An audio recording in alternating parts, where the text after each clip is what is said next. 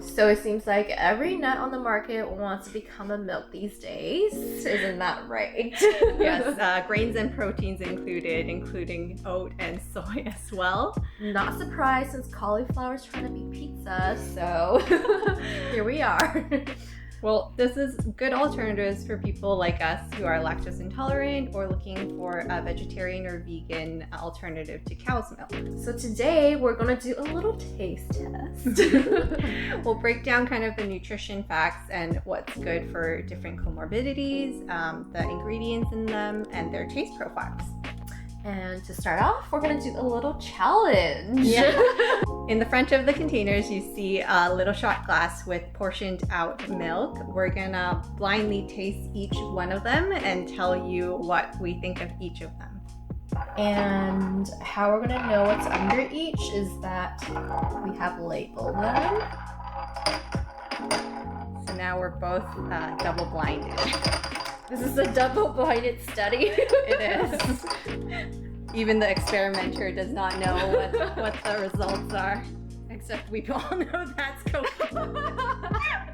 Maybe we should have just been both blindfolded. But anyways, we're going to continue. So I'm going to take this one first. Okay.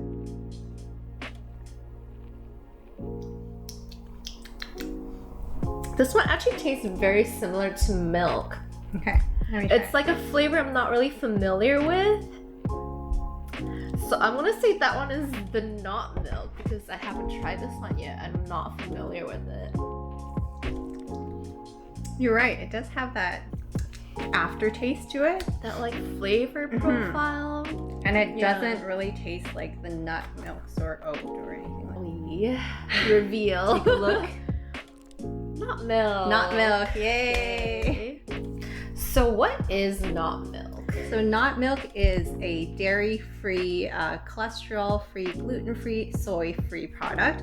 It's made with pea protein mainly and water as its first ingredient. The first time I've encountered this was at a health fair recently in Canada, and what they kind of promoted was that flavor profile closest to milk.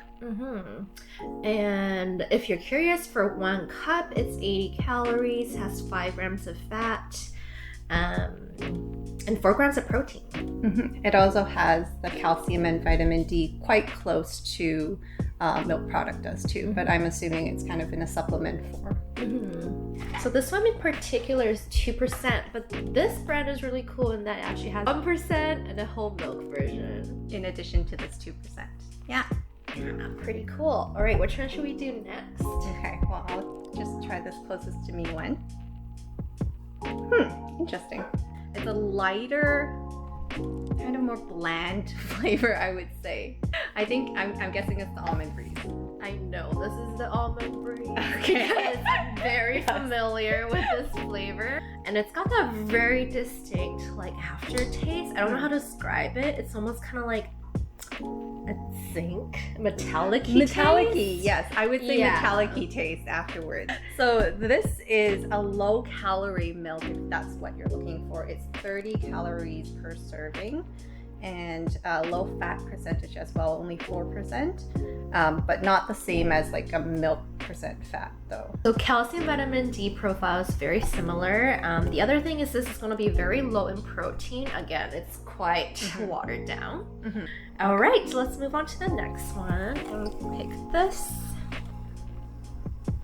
I think I know what this is. Again, very familiar with this one as it's kind of one of my favorite milk alternatives. Yeah. This one I think we both drink the most, so we know it already. And I feel like this probably has the strongest mouth taste to it, like more close to like a fatty milk taste, but then you don't get that pungentness from it. Yeah, exactly. Like it's a light version. And this version also comes in unsweetened and chocolate flavored as well, so if you're looking for something different. And soy milks in general, in terms of protein and fat, is quite similar to dairy milk. Yeah. And it, once again, has the calcium and vitamin D added to it. So it has your daily nutrition needs for a dairy product as well. Good for bone health. Yeah. All right, on down to the last two. And it's kind of obvious, but we'll do a taste test anyway. Okay. Ooh, I like this. How would you describe it? It's actually more creamy than a silk.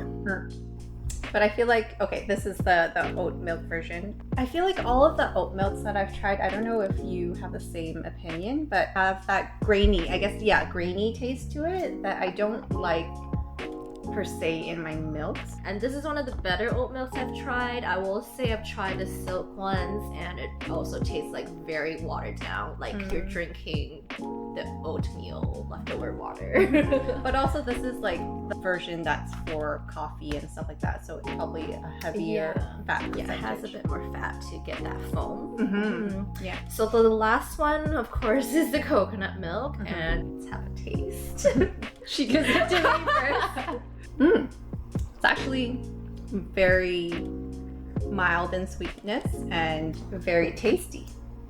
Very, very creamy, very thick, with 3 C's. We wouldn't drink it by itself, but it's pretty good. Out of all of these, what's your favorite one? I think in terms kind of like drinkability, definitely the silk, because obviously I buy this over and over again at home. I think it just works really well for like smoothies, cereals, and just all around. Whereas for example, the oat milk, this particular one, I would like to use it for lattes, and maybe the coconut one for cooking. But this is kind of like, you know, you can use it in a lot of different things. Yeah, this is my go-to as well. I just feel like it has less of an aftertaste to it. It's very drinkable and easy to have in ingredients as well as just drinking by itself. But actually what surprised me was the not milk is very similar to like regular milk. So if I'm looking for that type of taste in a cereal bowl, like for nostalgia back in my childhood where I could still drink milk, I think I would choose that. Which one was your least favorite? Probably the almond breeze, just because it doesn't taste like anything to me. It just tastes like water. I probably would choose water over it, because water to me has more of that clear, refreshing sweetness to it, as opposed to the almond breeze. For sure. And yeah, I think because I kind of grew up with only having that option, I'm very sick of it. Oh, I see. And it's really metallic-y taste. Yeah. Would not recommend. Okay. Sorry, almond breeze. So when you discuss alternative milks with your clients and patients, what do you go for usually? So it depends on what they're coming in for. So I do see a lot of patients for IBS, which we start on a low FODMAP diet. And so for the low FODMAP diet, then you can't have soy products, unfortunately. So usually things like the oat milk, almond milk, or coconut milk, as long as they don't have the high FODMAP ingredients like the inulin or chicory root as a preservative, then yeah, usually these. Okay. I often see renal or kidney failure patients. So what we look at, depending on their blood work, is potassium, phosphorus, electrolytes, and protein amount as well. Unfortunately, a lot of these, like the silk, the oat milk, the coconut milk, and the pea protein milk are quite high in those minerals and electrolytes. So almond breeze, even though it doesn't taste like much, it's a good alternative. And do you see any diabetic patients? Not too often. What would you say to them? So I usually would recommend something like the soy milk, just because in comparison to dairy milk, in terms of the protein and fat profile, it's very similar. In terms of the oat milk, I don't usually recommend it just because it is a lot higher in terms of carbohydrates. And any kind of milks unsweetened would be the better option.